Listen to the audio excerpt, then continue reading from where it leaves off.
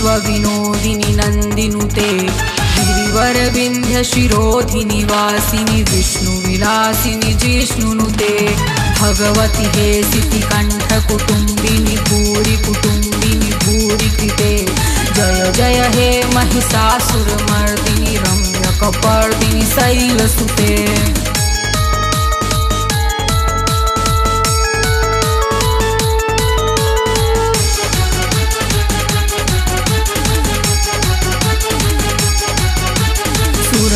वर सिड़ि दुर्धर धर सिड़ि दुर्मुख मर सिड़ि हर सरते त्रिभुवन पोषिड़ि शंकर तोषिड़ि किल्व शिवोषिड़ि घोसरते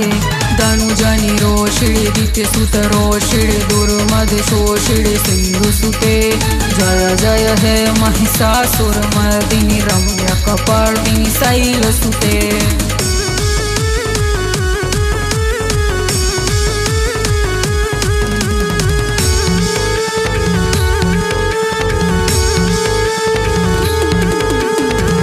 जगदम्ब मदम्ब कदम्ब वनप्रियवासिनि हासरते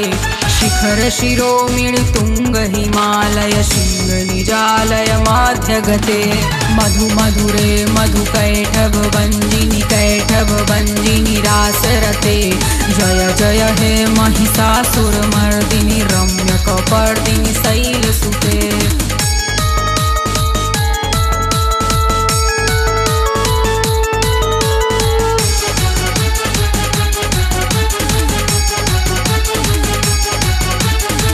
शतखंड विखंडित रुंड वितुंडित शुंड गजाधिपते